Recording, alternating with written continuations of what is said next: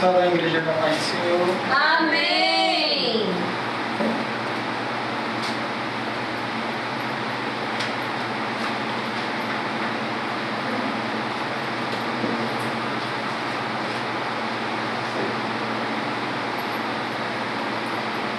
Vou deixar em João 6, o 10 até o 13.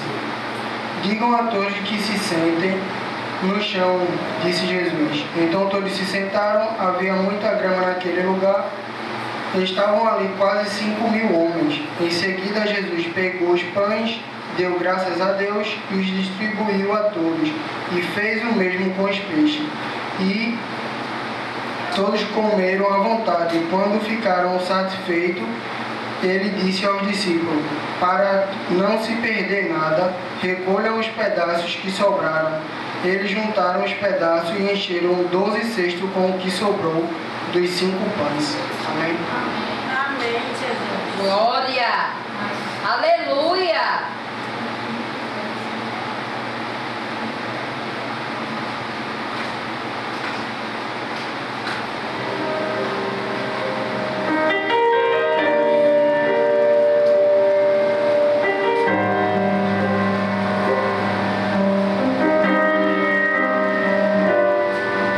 Senhor, esse é o meu jeito, nas falhas e defeitos, eu vim pedir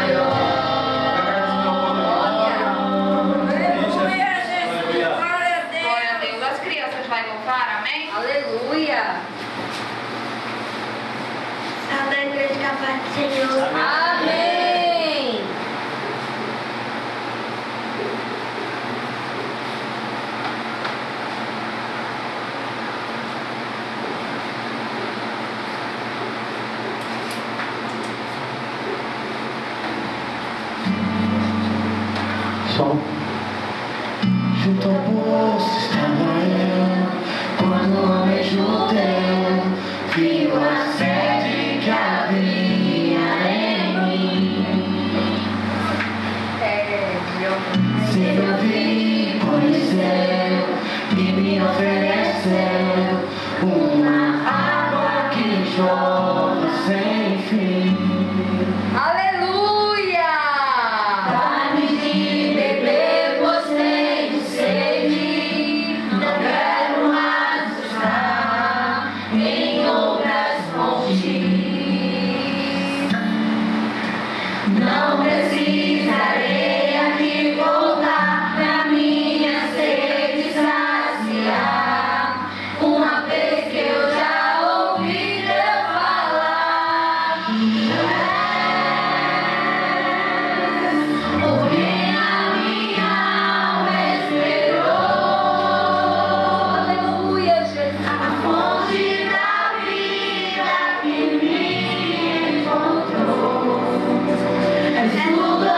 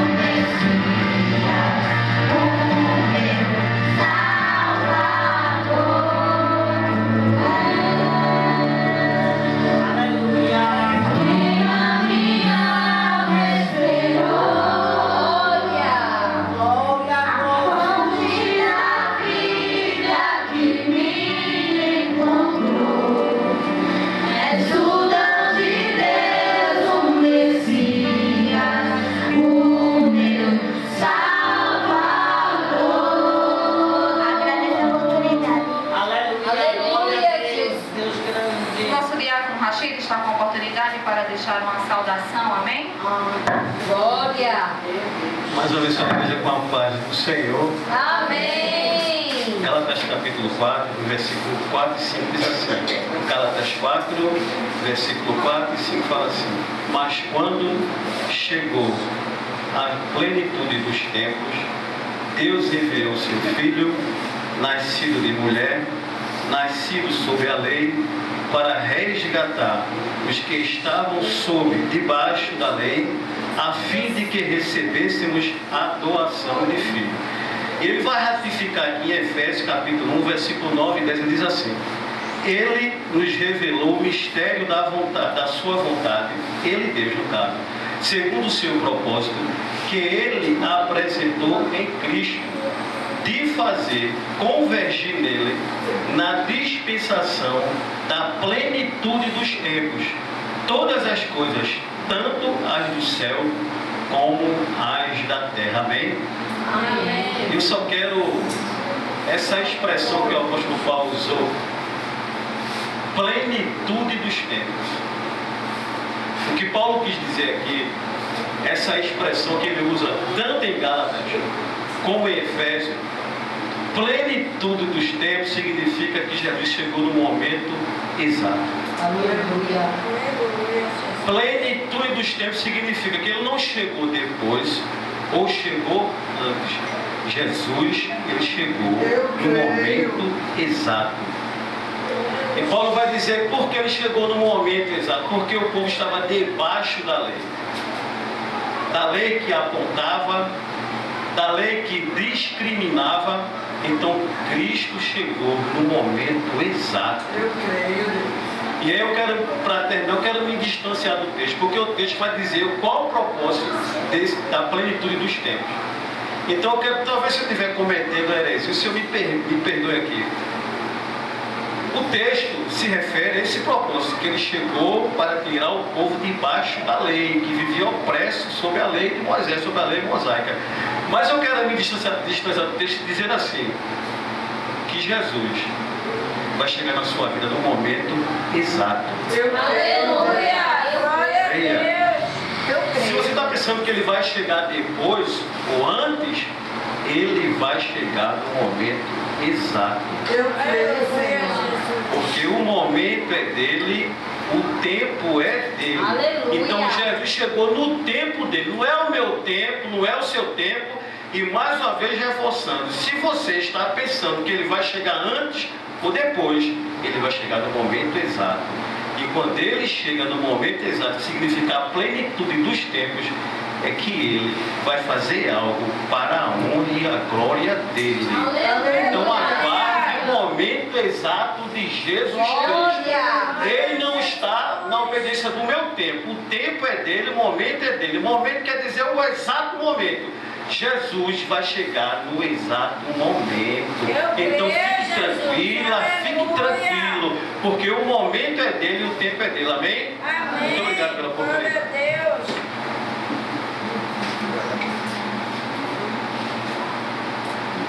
Eu convido os varões para louvar, amém? E a nossa irmã Evelyn vai orar pelos dízimos e ofertas.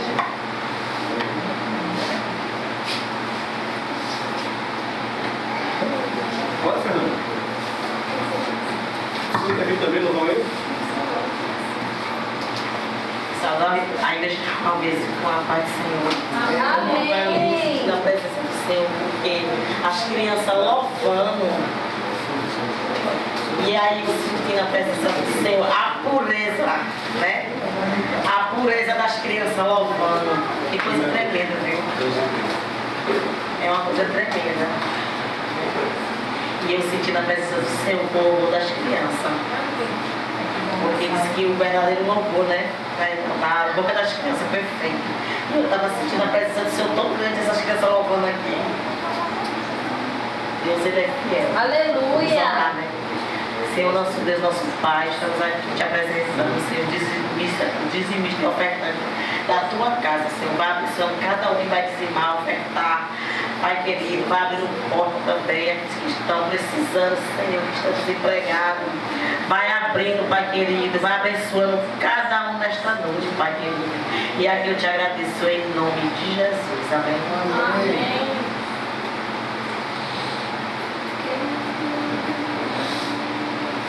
Salve a igreja com a paz do Senhor. Amém. Vamos louvar o hino 289 da nossa harpa cristã, sobre o sangue teu. 289 da nossa harpa cristã. Amém. Asperge hoje meu coração com sangue teu, ó Redentor. Liberta-me na vil tentação com sangue teu, Senhor. Sob o sangue teu, Senhor, guarda-me da corrupção. Sob o sangue expiador, eu tenho proteção. Em todas as dúvidas do temor, no sangue teu, vem me lavar dos males do grande tentador, ó queiras me livrar. Sob o sangue teu, Senhor, guarda-me da corrupção. Sob o sangue expiador, eu tenho proteção. Refúgio acha o pecador no sangue teu, ó meu Jesus. Asperge-me sempre, ó Senhor, no sangue lá da cruz. Sob o sangue teu, Senhor, guarda-me da corrupção. Sob o sangue expiador, eu tenho proteção. Ó, vem mexendo do teu vigor, pelo maná do sangue teu, fazendo-me mais que vencedor, pelo poder de Deus. Sob o sangue teu, Senhor, guarda-me da corrupção. Sob o sangue expiador, eu tenho proteção. Aleluia. Segue-me a perfeita paz, por tua cruz e sangue teu, com ricos dons ó me satisfaz, e faz viver o céu. Sob o sangue teu, Senhor, guarda-me da corrupção. Sob o sangue expiador, eu tenho proteção. Amém. Agradecemos a glória. Glória. A nossa missionária está com uma oportunidade para Aleluia, Amém. Jesus. Saúde, amada igreja, com a paz do Senhor Jesus. Abram as vossas Bíblias no Evangelho segundo escreveu Lucas, capítulo 18, do verso 1 ao 8. Amém? Evangelho segundo escreveu Dr. Lucas, capítulo 18, do versículo 1 ao 8, que tem por título A Parábola do Juiz Iníquo. Peço perdão pela minha voz, que eu ministrei hoje à tarde e forcei um pouquinho a voz. Dr. Lucas, de capítulo 18, versículo 1 ao 8. Que minha voz está rouca, é difícil entender às vezes um pouquinho. Todos acharam? Amém. Vai dizer assim a palavra do Senhor. E contou-lhes também uma parábola sobre o dever de orar sempre e nunca desfalecer, dizendo: havia numa cidade um certo juiz que nem a Deus temia, nem respeitava homem algum. Havia também naquela mesma cidade uma certa viúva que ia ter com ele, dizendo: faze-me justiça contra o meu adversário.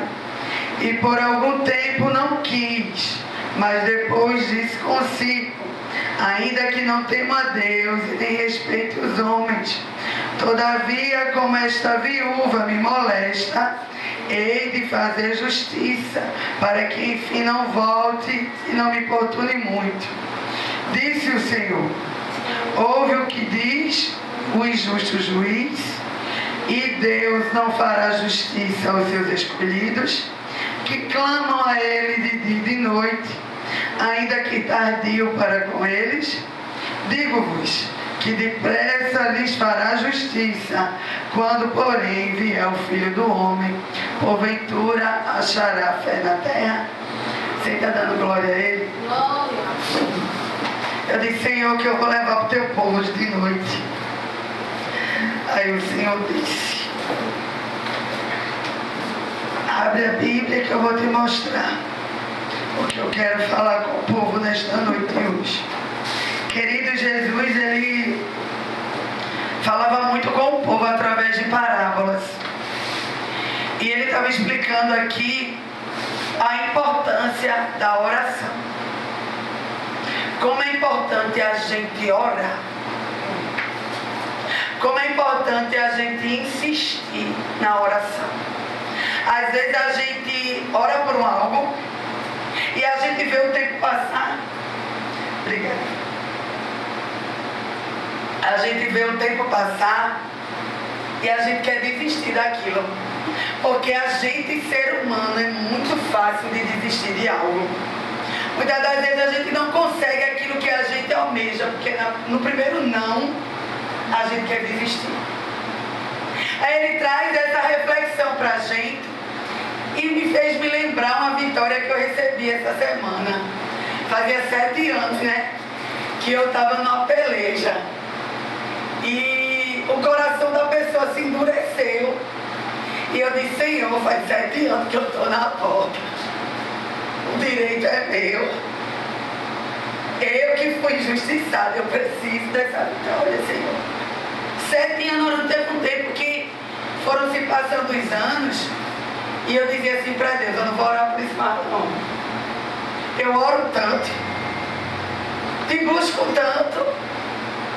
Estou nessa injustiça aqui, o Senhor está vendo que eu estou certa na história, mas não quer me dar. Eu tentava falar com a pessoa e a pessoa só me dava um não. Não vou dar. Igual a esse juiz que Jesus explica que era ele que não queria dar aquilo que era de direito dessa viúva. E há processos na nossa vida que alguém não quer dar porque não quer. Alguém endurece o coração ao ponto de não querer nos dar aquilo que é nosso de direito. Mas o Senhor, ele vai nos ensinando o poder da oração. A gente vai lembrando também de Ana. Ana era estéril. Ela recebeu não do Senhor por vários tempos, porque a Bíblia vai dizer que foi o Senhor que cerrou a madre de Ana. Mas Ana, ela não para a busca, ela continua orando. Mas a gente quer parar de orar. Senhor, eu não consigo insistir mais nesse negócio não. Cada vez que eu oro, a resposta é não. A gente, ser humano, quer ouvir sim todas as vezes. E vai ter situação na minha vida e na tua vida que o Senhor vai tratar com não. Aleluia. A gente vai saber disso porque lá no princípio, em Gênesis, o primeiro homem recebeu o não de Deus. Não pode comer do fruto. Ele já inicia tudo dizendo assim, olha, não, dizendo não para o homem. Mas a gente, ser humano, é fadado porque a gente quer receber o sim de Deus. A gente quer que Deus providencie agora. Foi dito aqui pelo diácono que o Senhor chega no tempo certo. Só que a gente, ser humano no tempo de hoje, a gente é muito apressado. A Bíblia vai dizer que Jesus chega na casa de Marta e de Maria.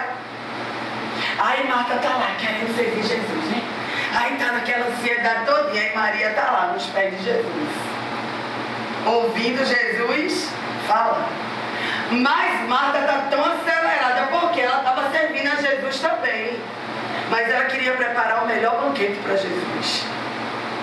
Ela não parou para ouvir Jesus porque ela queria servir a Jesus.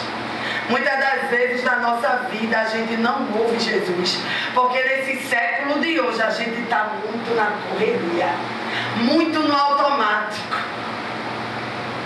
O Senhor muitas das vezes quer que a gente sente para conversar, mas a gente está tão no automático, porque a gente quer resolver tudo.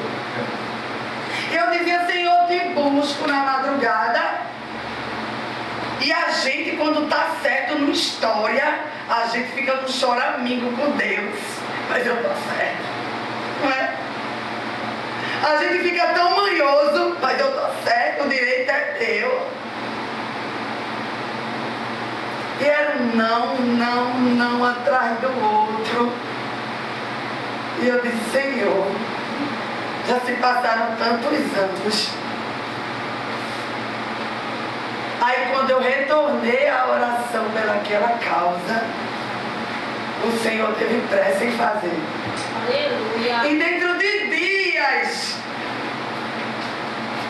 a própria pessoa que me dizia não, disse, olha, eu vou te dar aquilo. Bem, Jesus. Olha. Porque o direito é seu.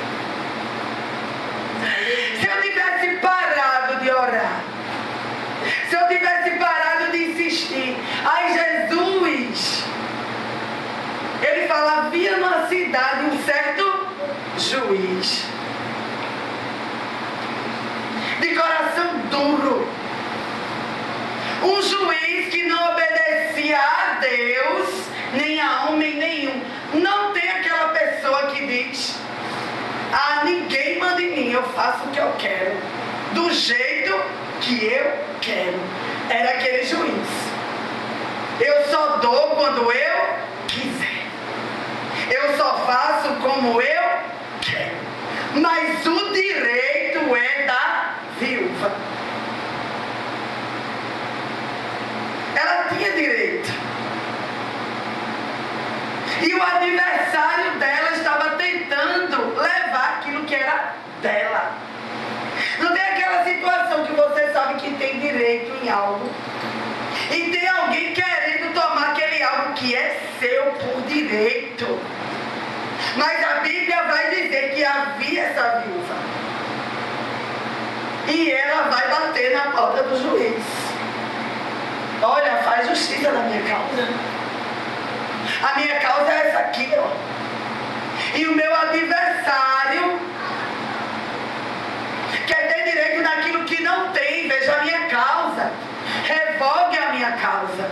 E muitas das vezes a gente chega aos pés de Jesus e fica, Jesus, revoga a minha causa. Alguém está querendo tomar aquilo que é meu por direito.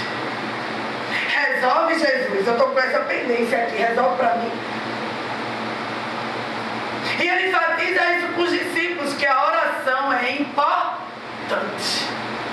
Será que a gente tem orado o suficiente?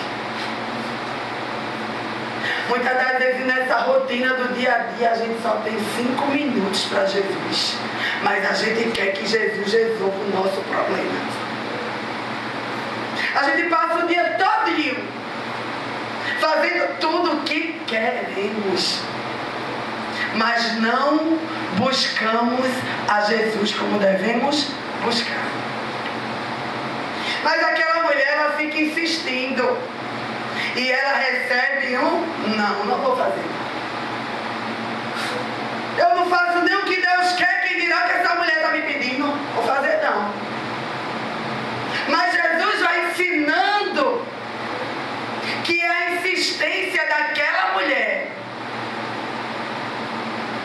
que faz a porta se abrir para ela. Aleluia. Muitas das vezes as portas estão fechadas para a gente.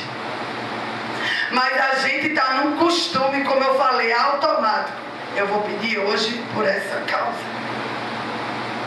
Eu vou pedir esse mês todinho por isso, mas se não vier eu vou parar. A gente aprende com essa mulher que a insistência da oração, a insistência de bater na porta, a resposta. Amém, Jesus. A Bíblia diz, batei, batei. O segredo está em insistir. Quanto mais a gente insiste, mais o processo vai andando. A Bíblia diz que ele não quer de jeito nenhum dar aquilo que é de direito dela. Ela é viúva e precisava disso. Jesus não vai enfatizar o que ela precisava. Mas o que é que você está precisando nesta noite?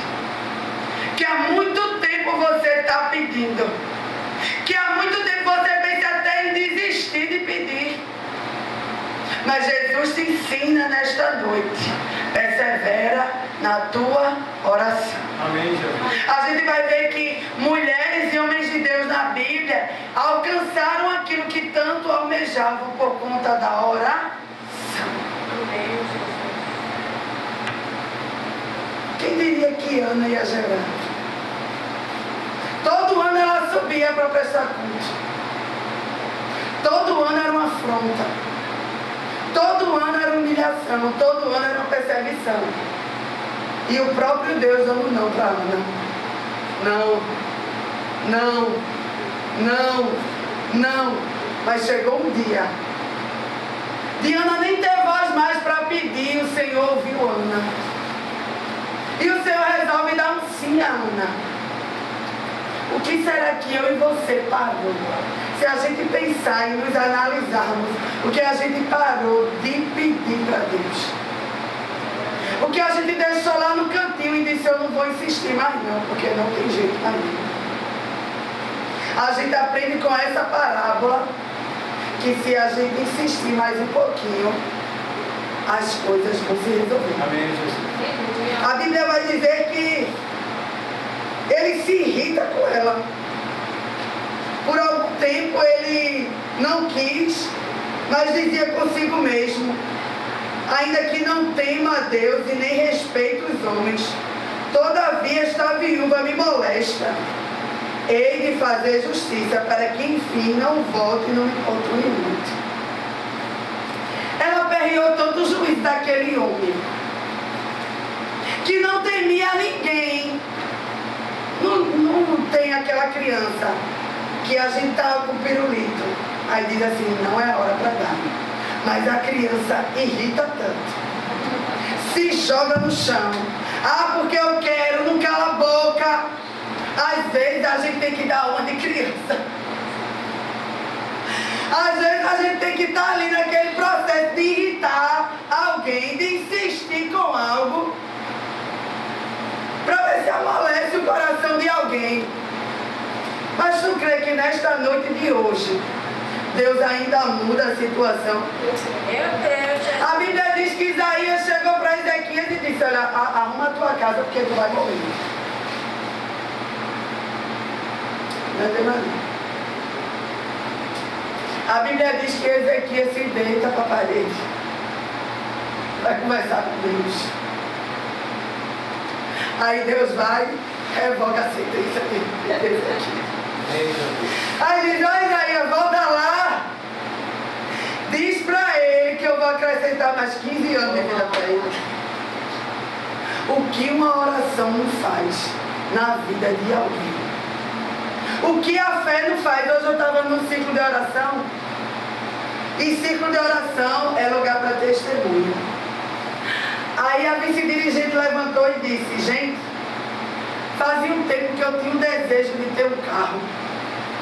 Mas eu olhava para a minha situação e dizia, não vai dar não. Hoje em dia eu estou caro.